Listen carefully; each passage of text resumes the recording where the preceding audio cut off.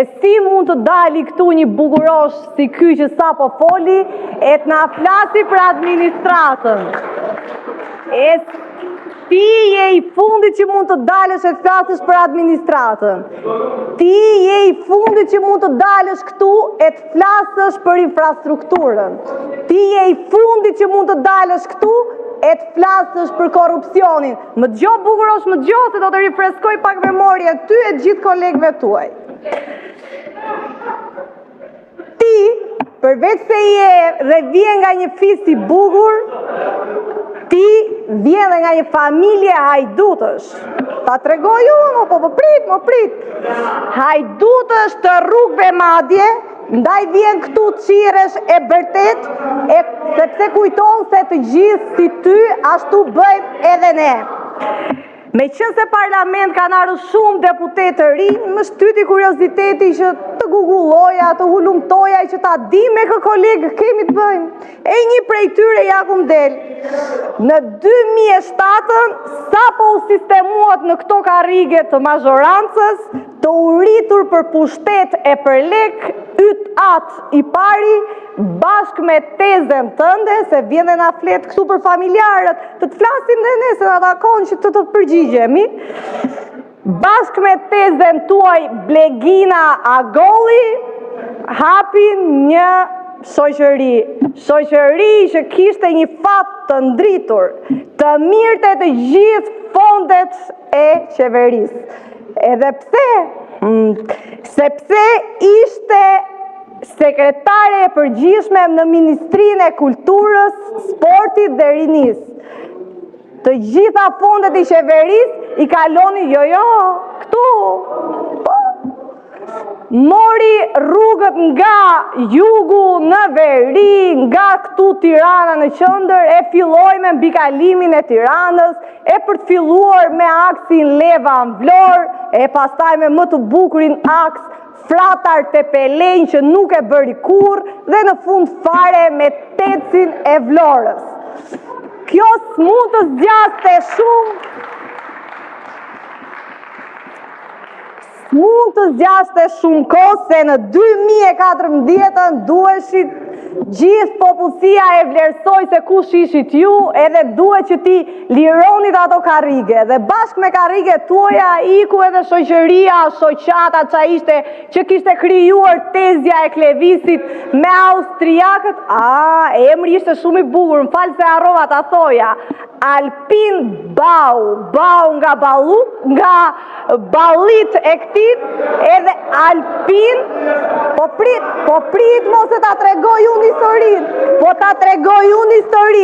dhe Alpin nga austriakët që tezja e Klevisit bashk dhe madje tezja e Klevisit edhe kunata e Fariut, gjeti një dy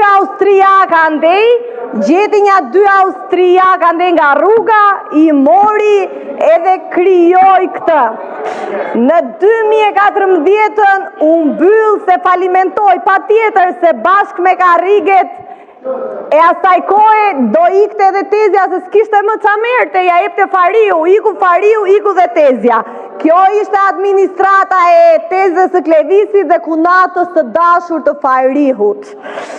Por, kur erdhëm ne në pushtet, situata ndryshoi dhe ka ndryshuar, pasi sot administrata ofron 95% të shërbimeve online ndërmjet e-Albanias. Po pra e-Albanias, 1200 pozicione të reja ja plotësuar përmes konkurseve të hapura. 8.000 në punës civil janë trajnuar me aspa për aftësi profesionale. Paga në administrat është rritur nga 530 euro në 2013, kur e kishte Klevisi me tezën pushtetin, në sot 1050 euro. Një hap historik që jep vlerën e dur shërbimit publik dhe e bën shtetin më të fortë. Ja të mbaroj unë, zoti Këlliçi, dhe pastaj orientoj çfarë mund të flasi. Po për ne, rritja e pagave nuk është vetëm një masë ekonomike. Prandaj, nga 1 janari të dashur qytetar, do të rritet paga minimale për 3.705 punonjës, të cilët do të marrin shumën e premtuar 500 euro. Kjo do t'jetë rritja e parë, por jo e vetme gjatë këtij mandati, sepse paga minimale do të arrijë në 700 euro. Dhe jo vetëm kaq, por siç kemi premtuar, qeveria do të subvencionojë për një periudhë 9 mujore me 90 milion euro shtesën e kostos së sigurimeve për të punësuarit në sektorin privat. Ky është një hap shumë i rëndësishëm që tregon qartë se zhvillimi ekonomik dhe mirëqenia e qytetarit ecin dorë për dore me ne. Në thelb, kjo është filozofia jonë qeverisëse. DAP-i ka bërë hapa të rëndësishëm që ndihmojnë në modernizimin e administratës, duke vënë themelet për administratën e së nesërmes. Kjo përfshin jo vetëm sistemin e pagave, por edhe zhvillimin e programeve të trajnimit, sistemet për menaxhimin e performancës dhe instrumentet që mundësojnë një administratë transparente dhe profesionale.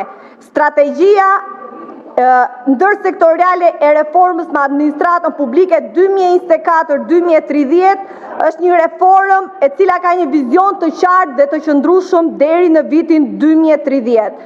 Që ngriuni, mbroni familjen nga ligji Soros, nga një ligj që thot ka 100 gjini, nga lëvizja woke, që sponsorizohet nga një shoqat që hetohet në Shtetet e Bashkuara të Amerikës si organizat kriminale.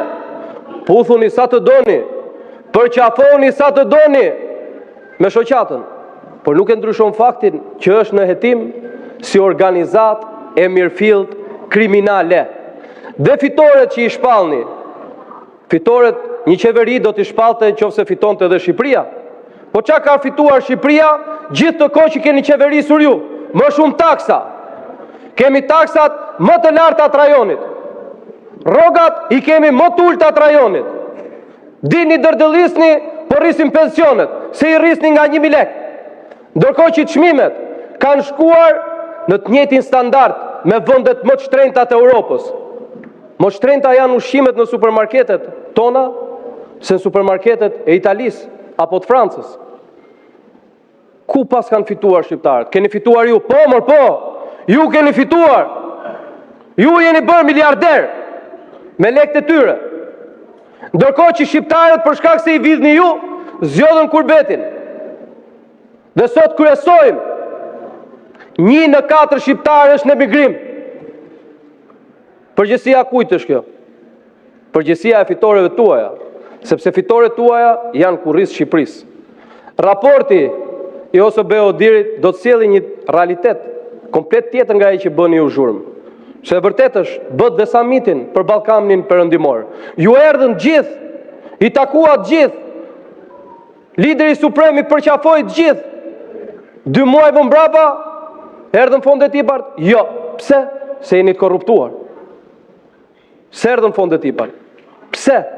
Jeni qeveri e korruptuar, vidhni fondet. Po si ka mundësi që mund besoj njeri normal që kur Bashkimi Evropian nuk pranon t'ju japja as fondet për bujqësinë sepse jeni të korruptuar, do të thotë hajde futuni në Europë që t'na vidhni më mirë? Minimalja që mund bëni si parti është kërkoni ndjes. Jo të vini këtu t'i thoni që kjo është administratë e jashtëzakonshme. Nuk e mohoj, mund të ketë njerëz shumë të mirë në administratë, shumë të aftë, shumë të ndershëm. Por administrata që ka drejtuar këtë vend, ata drejtorë që i keni vendosur ju, ata patronazhistë që i keni vendosur ju, kanë pasur një qëllim dhe vetëm një qëllim, të vjedhin. Kanë vjedhur me ekoparkun, kanë vjedhur me sterilizimin, kanë vjedhur me laboratorët, kanë vjedhur me check-upin, kanë vjedhur me gjithçka, kanë vjedhur me rrugët, Fuman Kashar, kanë vjedhur me rrugën e Unazës, drejtorët tuaj i kanë firmosur gjitha. Gjitha para shqiptarësh. Nuk i keni lënë asnjë cent. Keni sjell kilometri 25 milion euro në një rrugë në mes qytetit, në Tiranë, 25 milion euro një kilometër. Me drejtorët tuaj i kanë bërë. Këta të kësaj administrate. Çau ka zgjidhur kjo administratë shqiptarëve? Asgjë. Vetëm u ka sjellur hall. Dhe ju keni arritur kulmin që organizatat kriminale kanë përfaqësuesit e vet në administratën shtetërore. organizatat kriminale kanë përfaqësuesit e vet në administratën shtetërore. Ju kujtoni që këto i dim ne dhe nuk i di komunitetin ndërkombëtar? I di dhe i ka vënë ai në raport. Po ju raportin se lexoni dot siç duhet. Ju raportit nuk e lexoni dot të vërtetën. Dhe duhet vini këtu dhe të mashtroni, dhe të sulmoni, dhe të akuzoni opozitën sepse po denoncon korrupsionin, sepse po denoncon mafje në pushtet, sepse po denoncon faktin që vidhen çdo ditë paratë e qytetarëve shqiptar, sepse po denoncon faktin që me një firmë u merren shqiptarëve 50 milion euro, sepse po denoncon faktin që erdhi një kryeministër që deklaronte 3 milion lekë në bankë dhe tani ka bankën e vet personale, që deklaronte se ishte në shtëpi me qera, kurse sot ka 6.000 metra katror vil. Me këtë administratën e famshme i bëri. E vërteta është që kjo nuk është as administratë, por është një organizat e mirëfillt kriminale dhe këtë e din shqiptarët, po të bindur t'jeni që e din dhe tuajt. Faleminderit. Fjalën e ka